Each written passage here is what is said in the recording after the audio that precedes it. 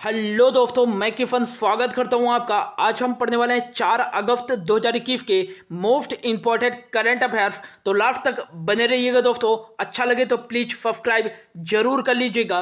Let's start. पहला question है हमारा, हाल ही में ईरान के नए राष्ट्रपति कौन बन गए हैं? तो इसका जो राइट आंसर हो जाएगा ऑप्शन बी, इब्राहिम राइफी ईरान के नए राष्ट्रपति बन गए हैं। इससे पहले ईरान के राष्ट्रपति थे हसन रूहानी, लेकिन इनका हाल ही में कार्यकाल समाप्त हो गया है। अब जो नए राष्ट्रपति होंगे ईरान के, वो होंगे इब्राहिम राइफी। नेक्स्ट बात करें, ईरान के नए राष्ट्रपति बने हैं तो ईरान की जो राजधानी है वो हो जाती है तेहरान, यहाँ की राजधानी। और ईरान की जो करेंसी चलती है वो चलती है रियाल। एक क्वेश्चन याद रखिएगा कि ईरान की संसद का क्या नाम है, तो वह है मजलिस। ये भी याद रखिएगा। एक करंट अफेयर्स का क्वेश्चन ईरान से ही याद रखिएगा कि फिमोर्गी, जिसे फिमोर्ग भी कहा जाता है, फिमोर्गी कंप्यूटर किस देश का है? तो यह ईरान का एक सुपर कंप्यूटर है और यह ईरान का सबसे तेज सुपर कंप्यूटर है फिमोर्गी, जिसको 175 करोड़ रुपए की लागत से बनाया गया है। नेक्स्ट जो है ऑप्शन पे इफाक हारजोग, इनको हाल ही में इजराइल के नए 11वें राष्ट्रपति के रूप में नियुक्त किया गया है। उखना खुरेलफुक की बात करें तो मंगोलिया के यह नए राष्ट्रपति के रूप में बनाए गए हैं उखना खुरेलफुक। ये भी याद रखिएगा। बढ़ते हैं अगले क्वेश्चन पे। अगला जो क्वेश्चन है, हाल ही में IMF ने गरीब देशों को कोविड-19 से निपटने के लिए कितने अरब डॉलर की मंजूरी दी है? तो इसका जो राइट आंसर जगह ऑप्शन बी, 650 अरब डॉलर की मंजूरी दी है। IMF ने गरीब देशों को कोविड-19 और आर्थिक जो गिरावट हुई है गरीब देशों में, उससे निपटने के लिए 650 अरब डॉलर की मंजूरी दी है। अब यह IMF के द्वारा दिया गया है। तो IMF की बात करें तो इसका जो फुल फॉर्म हो जाता है इंटरनेशनल मॉनेटरी फंड, इसका फुल फॉर्म हो जाता है। नेक्स्ट बात करें कि IMF की स्थापना 1944 और वर्ल्ड बैंक की भी स्थापना 1944 के ब्रिटेन वुड्स सम्मेलन के तहत की गई थी। इसलिए IMF और वर्ल्ड बैंक को ब्रिटेन वुड्स सम्मेलन की जुड़वा संतानें कहा जाता है। नेक्स्ट बात करें कि IMF का जो हेडक्वार्टर है वो USA वाशिंगटन में है। नेक्स्ट बात करें कि IMF के जो महानिदेशक है वो कौन है, तो क्रिस्टलिना जॉर्जीवा, जो कि बुल्गारिया से हैं। यह IMF के वर्तमान में महानिदेशक हैं। लेकिन IMF का गठन कब किया गया था, तो 27 दिसंबर 1945 को। नेक्स्ट याद रखिएगा कि IMF के चीफ इकोनॉमिस्ट कौन है, तो वो हैं गीता गोपीनाथ, भारतीय मूल की हैं और इन्हें 2019 में प्रवासी भारतीय सम्मान से भी सम्मानित किया गया है। IMF में मेंबर कंट्री कितने हैं वर्तमान में, तो वो हैं 190 मेंबर कंट्री हैं। और लास्ट जो कंट्री है वो है एंडोरा। ये भी याद रखिएगा। एक क्वेश्चन पूछा जा सकता है कि IMF के कार्यकारी बोर्ड में भारत की तरफ से कौन निदेशक हैं, तो वो हैं सुरजीत कुमार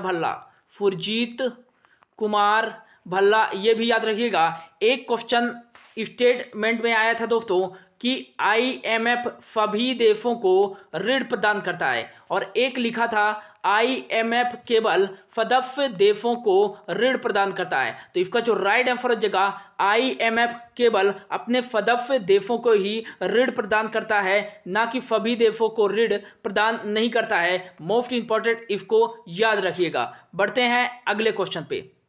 अगला जो क्वेश्चन है, हाल ही में निफार उपग्रह परियोजना इसरो और किस देश के अंतरिक्ष एजेंसी की संयुक्त परियोजना है? तो इसका जो राइट आंसर हो जाएगा अमेरिका की जो स्पेस एजेंसी है नासा और इसरो के बीच यह निफार उपग्रह परियोजना संयुक्त परियोजना है, जिसको 2023 तक लॉन्च करने की घोषणा की गई है। अब यह निफार उपग्रह है क्या, तो यह एक पृथ्वी अवलोकन उपग्रह है। इसमें उच्च इमेजिंग और राडार का प्रयोग करके वैश्विक स्तर पर पृथ्वी का मापन किया जाएगा। निफार उपग्रह जो कि इसरो और नासा का संयुक्त परियोजना है। नेक्स्ट बात करें अब यह इसरो और नासा का संयुक्त परियोजना है। तो इसरो के बारे में देख लेते हैं। तो इसरो भारत की एक अंतरिक्ष एजेंसी है और इसका जो फुल फॉर्म हो जाता है Indian Indian space Indian space research organisation, इसका फुल फॉर्म हो जाता है। इसकी स्थापना 15 अगस्त 1969 को की गई थी और इसके जो संस्थापक थे, इसरो के फाउंडर थे, वो थे विक्रम अम्बलाल साराभाई। और इसरो का हेडक्वार्टर कहाँ है? तो ये बेंगलुरु में है, जो कर्नाटक की राजधानी है। और बेंगलुरु को यहाँ इसरो का हेडक्वार्टर होने के कारण अंतरिक्ष का शहर भी कहा जाता है, ये याद रखिएगा। वर्तमान में इसरो के महानिदेशक कौन है, अध्यक्ष कौन है? तो वो हैं के सिवान, ये भी याद रखिएगा। नेक्स्ट बात करें नासा के साथ लॉन्च करेगा, तो नासा के बारे में देख लेते हैं। तो नासा कहाँ की स्पेस एजेंसी है? तो ये यूएसए की स्पेस एजेंसी है। और नासा का फुल फॉर्म क्या हो जाता है? National aeronautics and space administration, इसका फुल फॉर्म हो जाता है। और इसकी स्थापना जो की गई थी 29 जुलाई 1958 को। और नासा के संस्थापक कौन थे? तो ड्वाइट डेविड आइजनहावर, जो कि वहाँ के प्रेसिडेंट भी रह चुके हैं और यही नासा के संस्थापक थे। नेक्स्ट बात करें कि नासा के वर्तमान में महानिदेशक कौन है? तो विल नेल्सन, याद रखिएगा, मोस्ट इंपॉर्टेंट है। एक नासा से याद रखिएगा दोस्तों कि 2023 तक अपना एक मोबाइल रोबोट भेजेगा। कौन? नासा। कहाँ? चंद्रमा पर भेजेगा। एक याद रखिएगा, पार्फी बियरेंस,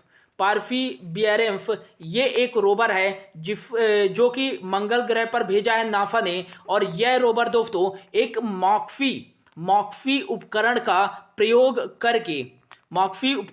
करके मंगल ग्रह पर पहली बार 5 ग्राम ऑक्सीजन का उत्पादन किया है, जो कि नासा के अनुसार यह 5 ग्राम ऑक्सीजन एक अंतरिक्ष यात्री के लिए 10 मिनट तक हो सकता है। पार्फीवियरेंस रोवर, ये भी याद रखिएगा। नासा भेजेगा एक मिशन दाविंची प्लेस और वेरिटास, ये भी याद रखिएगा, अंतरिक्ष के शुक्र ग्रह पे।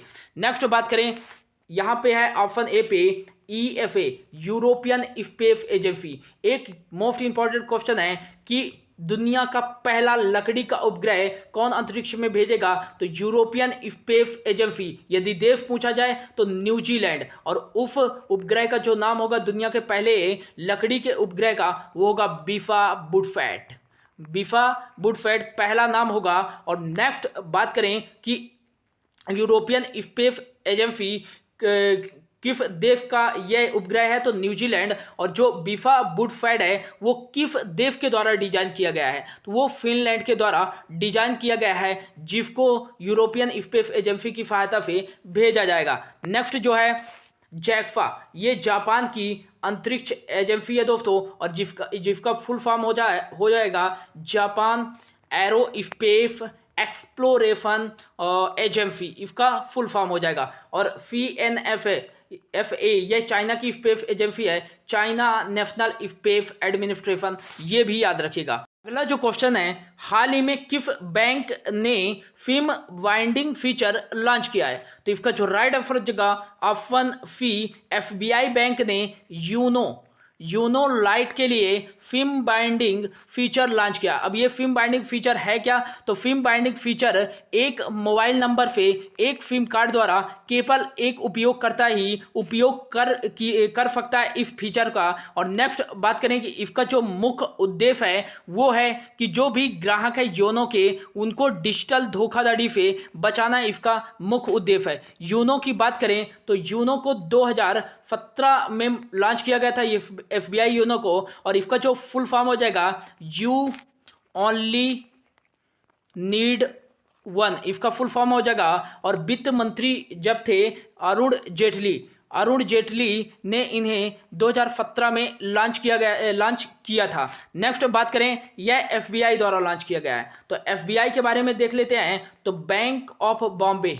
बैंक ऑफ कलकत्ता और बैंक ऑफ मद्रास, इन तीनों बैंकों को मिलाकर 27 जनवरी 1921 को इंपीरियल बैंक ऑफ इंडिया की स्थापना की गई। नेक्स्ट बात करें कि 1 1 जुलाई 1955 को इंपीरियल बैंक ऑफ इंडिया का नाम बदल करके कर दिया गया एफबीआई बैंक, मतलब स्टेट बैंक ऑफ इंडिया। तो एफबीआई बैंक की स्थापना 1 जुलाई 1955 को की गई थी। इसका जो हेडक्वार्टर है वो है मुंबई महाराष्ट्र में, और इसके जो अध्यक्ष हैं फिलहाल वो है दिनेश कुमार खारा, ये भी याद रखिएगा। अगला जो है ऑप्शन पे देखिएगा ICICI bank, industrial credit investment corporation bank of India. तो यहाँ पर इसका जो है आईसीआई बैंक ने हाल ही में एक सैल्यूट डॉक्टर प्रोग्राम की शुरुआत की है। एचडीएफसी बैंक की बात करें तो housing development finance corporation bank, इसने हाल ही में सलाम दिल से पहल शुरुआत की है। और अगला जो है डीबीएफ बैंक,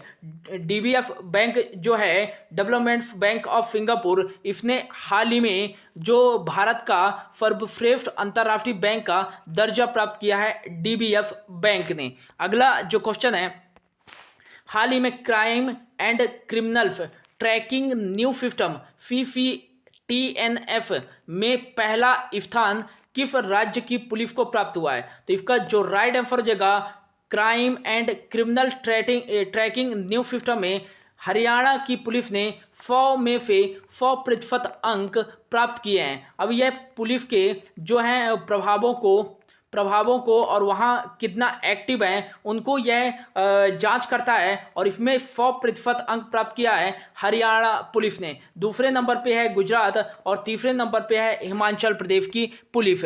अब यह हरियाणा द्वारा टॉप किया गया है हरियाणा की पुलिस ने। तो हरियाणा की राजधानी क्या हो जाएगी? चंडीगढ़, और ये चंडीगढ़ में ही भारत की पहली एयर टैक्सी की शुरुआत की गई थी। नेक्स्ट बात करें कि हरियाणा के गुरुग्राम में हाल ही में भारत का पहला ग्रेन मतलब अनाज एटीएम की स्थापना की गई है। हरियाणा के जो सीएम है कौन? मनोहर लाल खट्टर ने हाल ही में प्राण वायु देवता पेंशन योजना की शुरुआत की थी। अब यह योजना क्या है कि 75 साल से अधिक वाले आयु के पेड़ों की पहचान करना और उनकी देखभाल के लिए 2500 रुपये प्रति वर्ष देगी हरियाणा सरकार। यहाँ के सीएम हैं मनोहर लाल खट्टर, और हाल ही में यहाँ के गवर्नर जो बनाए गए हैं बंडारू दत्तात्रेय, ये भी याद रखिएगा। अगला जो क्वेश्चन है, हाल ही में आर्मीनिया के प्रधानमंत्री कौन बने हैं? तो इसका जो राइट आंसर जगह ऑप्शन डी निकोल पाशियन आर्मेनिया के नए पीएम पुनः नियुक्त किए गए हैं। और आर्मेनिया की बात करें तो यहाँ की जो राजधानी है येरेवन है, और यहाँ जो करेंसी चलती है ड्रम करेंसी चलती है ड्रम।